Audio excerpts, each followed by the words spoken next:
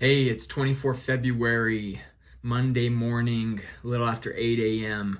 This morning I was able to go out and get 2 miles of run in. I actually haven't ran for about a week, a little over a week. Had some knee issues, and so trying to let my body heal, and felt good to get back out and run, and so ready to start the day with getting back to work. How do we make Touch the Water happen? Been going at it for about 2 months now, and still quite a bit left to do.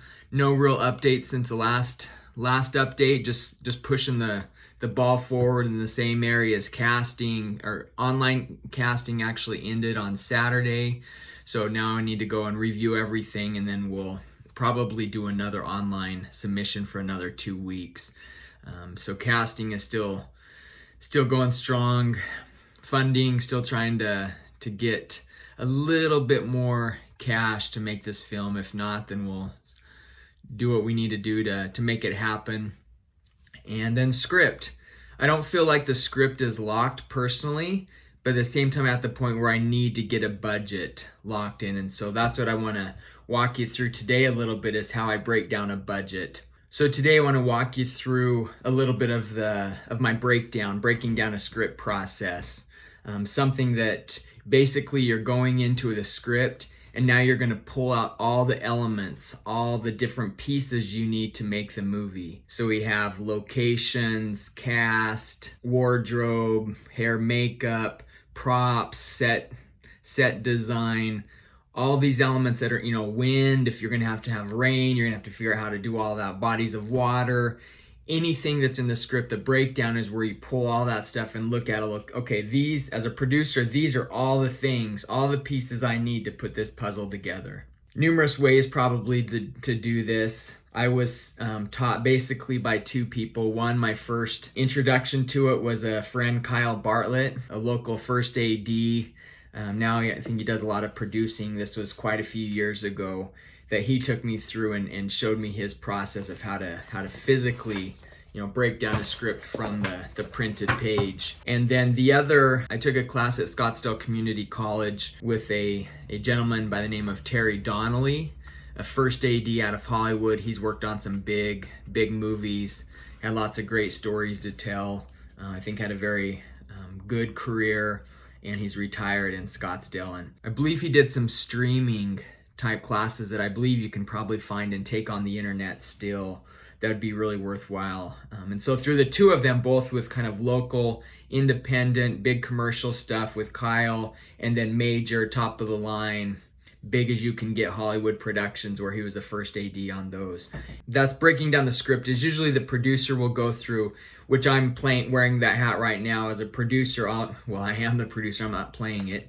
I'm self-appointed. That going through the script right now because of the purpose of needing to get numbers. What is it going to take to make this movie happen? And so I'll go through and get those resources. I'll know how many days I'm going to need a location, how many locations we need, and all of that will start going into basically create the budget. And then on the other side, once you're a little bit farther into the film, you're up and running, a first assistant director, the first AD, which is in charge of scheduling a film, he or she comes on board. They'll take the script and they'll do their own breakdown. Ideally, they'll do their own breakdown because then they trust what they've done and not being handed off from somebody else, trusting that they didn't miss anything. Plus, it gives the first AD a chance to really get into the story, into the script, and look at those pieces. You're looking at very small pieces and big pieces and all of that. So you just get your hands really, really into the material. It's been my little experience. So as I first AD'd for another one show, and then have kind of by default have, whether knowing that or not, have done that a lot on my own films. I have hired a first AD, I think, on 2 of our movies, and the others that I've just done it myself. And this Touch the Water, I'll probably do it myself, especially because we have more time in pre-production, and so I can get more of those things ready. I may bring in somebody more of kind of a second AD role to help. So basically, I'm going to take the script, have it right here. Best case scenario is the script is locked, that it's not going to change anymore. It is what it is and it's locked in, but I'm going to get through it, and then, a week later, you're going to cut a scene, you're going to add 3 new scenes, or rearrange 7 scenes, cut a scene from a page and a half, you're going to take it to a half a page. And so there's always lots of those little variables. But if you can get it the most locked as possible, would be ideal, because then you have less chance when you start switching scenes around and putting things here and moving this scene and deleting this and adding a new character and removing a character. There's just more chance that you're going to miss something. And so the day you're shooting on set, you realize, oh, Bill was supposed to be in this scene too, but he's not. Or you have an actor show up, they're not in any of these scenes because we cut that actor out of this portion of the scenes, but we didn't update it in the schedule. And so then you're out having to pay that actor that day rate for showing up, even though you're not going to use them that day. And so there's just so many variables that are all tied to this process, this part of the filmmaking process. But yeah, so I have the script. I have a handy little ruler that I love. I have a Sharpie. Usually I use black, but I have this weird color that I've had for years, and so I'm going to do is like a purplish brown something or other. I should ask my friend Hiram Joe, is a painter. You'd probably tell me what color that is. Then I have just a little highlighter, because as I'll show you here in a minute, we're going to use all these tools, and I have a pen. So it's really nothing too fancy that you need, that you probably can't find in wherever you keep your extra pieces of stuff at your house. So I'm going to go through the process, physically go through the script. I'll go through and break all that stuff down. I'll show you the old school way of doing it. And then also today there's software and great things that, numerous software programs you can use. I personally use Movie Magic budgeting and scheduling. Of course, I wish they were paying me to talk about them, but I'm such a small fish, they've never even heard of me. And those programs are pretty expensive though, but they're the top of the line. It's what Hollywood uses, and for the most part. So I'm not going to go into too much detail about the software. Once I break down a script and get all these things physically here, then it's interpreting and putting those into the scheduling software, where then you can go in and manipulate it, which is much more fast and easier to make changes and do all that, versus the old school where you literally, you'll get into strips and all of that things where you physically were making those and having to move them by hand, where in digital online, you can go in and rearrange all that. There's numerous tutorials for that aspect of it. Movie Magic, they do a ton of them. I'll probably, here when I get in this, there'll be some questions that I haven't done this for a while and I forgot which buttons to push, so I'll have to go back and watch probably some tutorials. So I'm just going to focus on giving you the physical process, the old analog process of breaking down a script, which I still love. Some people, you don't do that anymore, but whatever. I'm doing it this way, and this is how I've done it, and it seemed to have worked so far. So we'll jump right into it. A page is broken into 8 parts. And so this first page right here, I have my ruler, and I'm literally going to go through the entire script, doing it pretty fast. And you don't need to do this, but I like to do it. When it just gives me, I like the, time to think.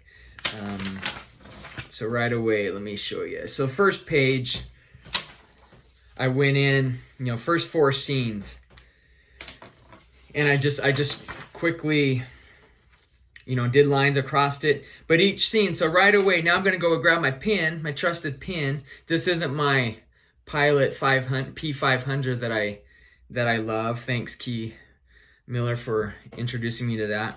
Just a regular old pen. So first scene, I go through and I usually look at about half a page. So 4/8. And so this first scene, it's not quite 4/8, but I'm going to say it's 3/8 of a page. So I literally write it on the right side of the page. 3/8. This next one, I'm going to say it's 2/8, then an 1/8, and then the scene 4, it goes on to the other side. And so to me, when I put it up, I'm looking, it's about 3/8 as well. And you can add 3, 4, 5, 6, 7, 8, 9, 9/8. So that actually worked out pretty good. This isn't exact science, but it's good to keep in mind, because later on in the schedule, I'm going to take this 1/8 of a page, scene 3, which is an 1/8 of a page. And when I get into the program and I'm scheduling it, I know an 1/8 of a page is going to be less we have to film, generally speaking, versus the first scene, which is 3/8 of a page. Of course, if this 1/8 of a page was, General Patton and his troops move out across, whatever continent they were on at that time.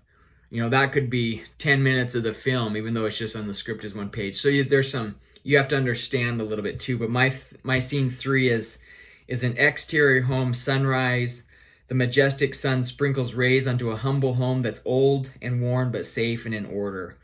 So it's really, there's no actors.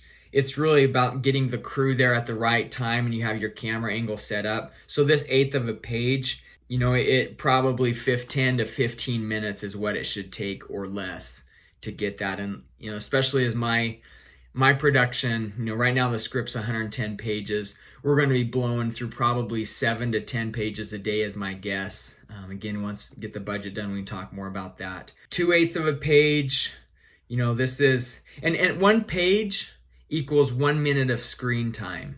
And so this 1/8 of a page, what's 1/8 of 60 seconds? It's like what, 7 or 8 seconds is all this scene 3 is going to be on screen. And so, yeah, it's an important shot, but it's not even 10 seconds of your film. So yeah, you want to get there and get a beautiful take on it, or a really ugly take if that's kind of the look that you're going for, and then move on. It's only going to be up on screen for 6-7 seconds. You want to get, there's more into scheduling about that. So right now we're just breaking it down, 1/8 of a page. I'll do these first 2 pages, finish up page 2. Again, just going through scene 6, and you can get 2 where you can go on without having to actually measure. You can just start telling what the page count is. So okay, so I know 3/8, and I've already given this 1/8 up here. So this is another probably 3/8. I'm gonna say this is 3/8, and then the 7, I'm gonna bring it up, and that could be a 3/8 or a half. I'm gonna err on saying it's a half, so it's 4/8.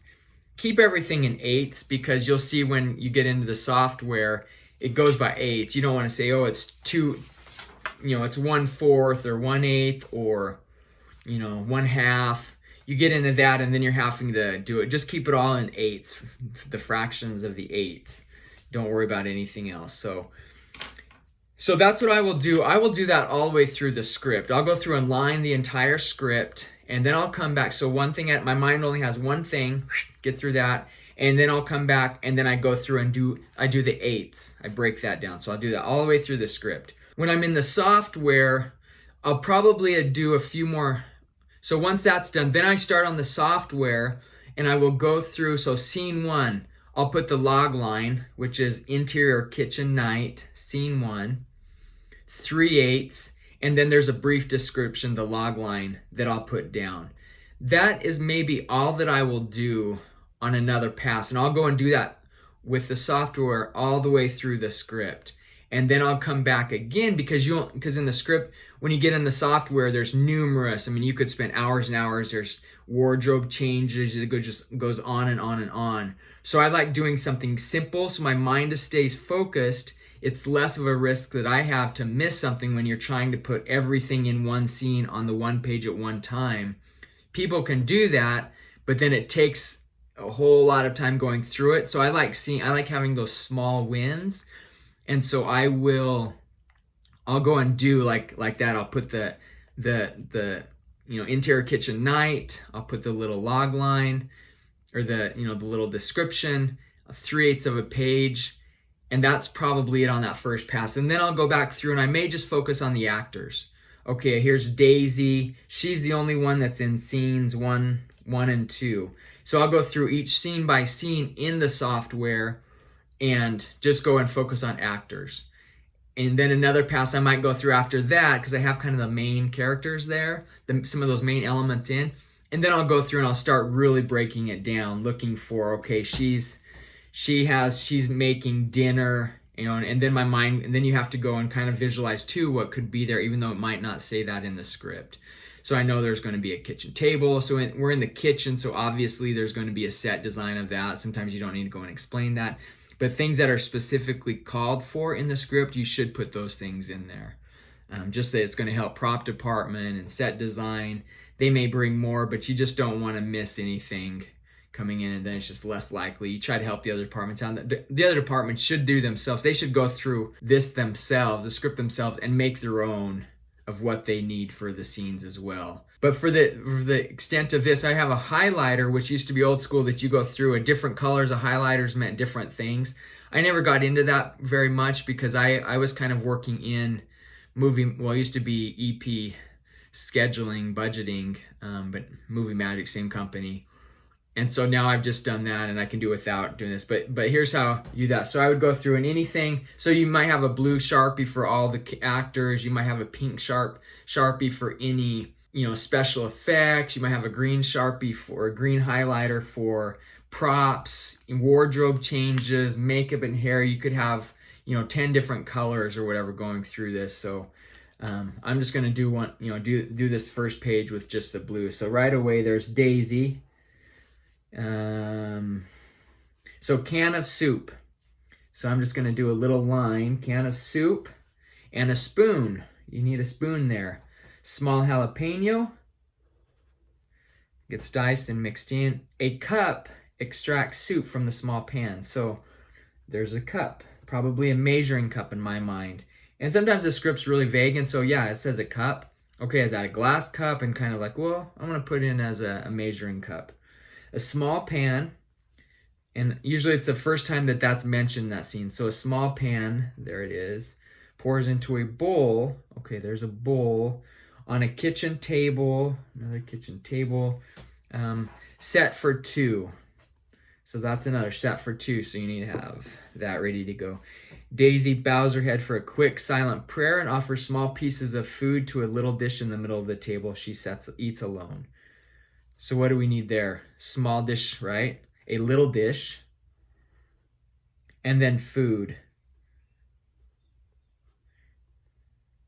And through the script, usually too, as a producer, you probably already read it, so you're somewhat familiar. Having read it, I should be familiar with.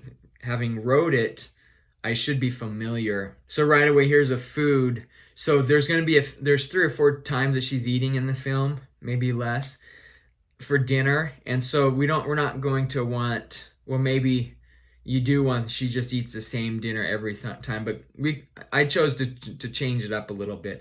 So I want to put, food, and this may be dinner. When I'm getting in the schedule, this is maybe dinner number 1. And then when props or art department, who's ever in charge of that food, whether she's touching it or not, is that they can, okay, what's our meal number 1? And then you're on set, okay, what food for scene number 1? And then, we're shooting scene 10 first, and then we're shooting scene 2. Those are both our dinner scenes, are happening in the same location. We have 7 scenes we're shooting here. And then it's easy. Okay, this is dinner 1, and we're the art department, whoever's handling that, food wranglers, they would know dinner 1, we're now shooting dinner 1, and they would have it planned out. So they're looking at their notes, and they know dinner 1 is tacos or salad or soup. So it's just a quick thing. And so really the organization is so important on a film set, obviously. That's why the first AD should be the one breaking their own script down, is because then they're making those distinctions. And then as you're communicating with the food wranglers through the production designer, however you guys have set up that communication, then you're on the same page. Or the director wants to know, hey, what do you guys have for this dinner and scene 15? Like, oh, okay, dinner number 3. Well, we were thinking this and this, and then the director signs off on that. Hey, that sounds good. You know what? Let's switch those dinner, because this is she needs a more simple meal at this point in the script. It's just a sign that she's less motivated, she's getting more tired, she has less food in the cupboard, whatever those elements may be. So there's a lot to it. Okay, moving on. Scene 2. So this is interior bedroom. Okay, new set. Interior kitchen night was the first scene. Second scene, night, day night. That's important to know. Make sure you get that right. And when it changes, because you need to shoot something in the day, you don't want to bring in all the lights at night, and you're like, well, this could swing it, make it day. Make sure that switches, because there's different gear you're going to need. Day and night means different things to the crew. Okay, so we have Daisy. She's in bed. An old handmade quilt. When we're going through in the software, I know, okay, probably throw another pillow on there. Maybe there's a light stand or something. As you go on, there may be different, like if there's more night scenes that when she's going to bed at night, there may be other scenes in there that kind of give you, okay, she reaches over to and turns off the lamp on a little stool by her bed. And so the writer might create more of those specific things, and as you look at all those scenes together that happen in that location, it usually will paint a pretty good picture of what's available. So let's go to scene 3. Majestic sun. We hope the sun's there. Can't really do that, but it is exterior home. This may be a home that you're shooting everything in that takes place at the home, or this could be a home that just the exterior is perfect and then you're actually shooting in another house that is better or has more room or something on the inside, and so actually the exterior and interior are 2 different places. So exterior home, sunrise, majestic sun, sprinkles ray. Hopefully you're not there in the clouds. And that's really it. So it's really all about the home. Later on in the script, we hear that she can't drive. She doesn't own a car anymore. Just in your mind setup. So that would be a pretty quick one to schedule and also shoot. That's pretty much it. There is a few things that weren't in here, is like noise. There talks about silent. If there was a big, she's going to bed and there's a gunshot rings out, that we would highlight that, because when we're shooting that scene, there's going to need to be, you're not really gonna have a gunshot, but somewhere there needs to be a loud, somebody yells bang or clap, or somebody does that noise on set, so the actor has better timing, when to react to that, and so forth. So that's something you need to figure out too when you're having your pre-production meetings with the different departments. Is okay, we know in the edit, we know when the film's done, we're going to hear a gunshot because that's a sound effect that we're going to have. And yeah, she's going to react to it. But when you're shooting, how are you getting those same reactions and doing that? So even when you're dealing with fire or different things that maybe isn't physically there, how are the actors reacting to it? How are you going to get this message across? If you're dealing with animals and somebody shoots a gun, the animals aren't acting, right? So, but the crew could, or the actors are acting, and so, but if there's a loud bang, then you get that little jump from the horses and some of that just helps sell the scene, that you just don't see all the animals down there, and then all the actors jump, and the horses that are there don't even move. Something doesn't resonate, whether we recognize what it is as an audience viewer or not. But so something on there. So okay, how are we going to scare the animals? And that's something talking with the wranglers about. I actually had that on a show where we figured out, okay, it was going to be somebody was going to clap real loud. I don't remember, a car alarm or something, one of those starter pistols that are blanks that someone could safely have all that figured out, was shooting the air to jump. But I've also noticed a scenario like that, when you take animals, get used to it, there's going to be animals, especially working with horses and mules and stuff that are really smart animals, there has to be some planning and stuff when we do shoot that. Like maybe the 3rd or 4th take, the animals aren't going to start moving again because they're already expecting it. They've heard it 3 times now. They've got it. Everything's safe. It doesn't hurt me. It's going to be almost normal. So just lots going on you've got to plan for. But that's really it on the schedule. So it's a long process. Sometimes it's not the funnest thing to go through the entire script doing this. You can do it really quick, but to do a really good, thorough job, it can take a lot of time. Like hours, and even a week or 2, because there's always another layer you can go in. You can go in and get where the actor, putting the actor's wardrobe down, helping wardrobe. A lot of times I'll just put Daisy in her day 1 outfit or night outfit. And that's another important thing too, is when I'm going through the script, right away on this first page, it's nighttime. Scene 1 is night. Scene 2 is night. She goes to bed. Scene 3 is sunrise. Obviously, whether it's the next morning or it's a month later sunrise, we don't know at that point. But in script term, there's a script daybreak. So right here, I needed to do something. So I will write in day 1 and day 2 on the other side. This is day 1. Because then as you're going through, then how many script days are there in the script, where this covers 14 script days.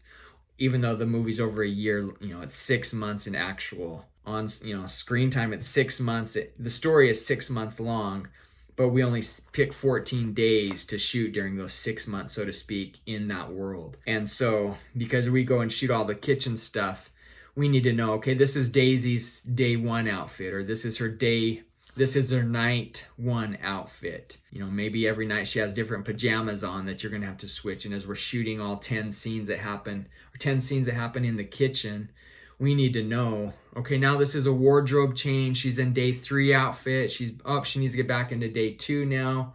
We're shooting all of that. Another important thing to do on the breakdown is just to break the days down. As you can tell, there's a lot to it, and hopefully this was helpful. Very important, but you can the software, you don't have to have the software. I would highly recommend it, but if it's a short film or a commercial, or you're doing something that's just really quick, not too complicated, you know, this movie has has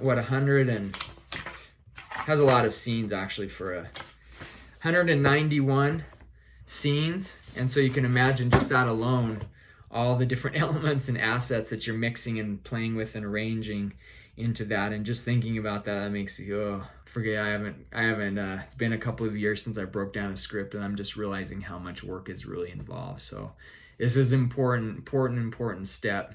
Well, this is where magic happens, and just you get numbers. Okay, yeah, we wrote this beautiful script, and we have, you know, $5,000 to make it, and then you get in and realize you need 42 rifles from the 1800s. You need 6 wagons. Right now you have scenes with 43 horses. Even if you could get a horse for $100 a day, that's almost $5,000, and all that. And then you go, oh, okay, now we've got it. This is realistic. Now we've got to go back and, you know what, maybe we take that, instead of having the whole cavalry, maybe it's just in one tent off to the side and we see 2 horses. And so you start to, like, how do you still try to keep the integrity and the power of the script, but now how do you shoot it in a way that you can actually afford it, so it's actually a finished film and it's not just some great, beautiful movie made that's in 2 or 3 people's heads and people have read it on paper, but that actually thousands and thousands of people can see it, even though it's maybe a smaller scale than on the script in their mind, but you have a finished film. So there it is. It's part of the journey I'm on. That my goal, you know, got pushed from last week to this week is to get this breakdown done, and really to dig in and try to find some locations and get some real numbers that I can go after, and know how close or how far away we still are. So thanks for following the journey. See you on the next one.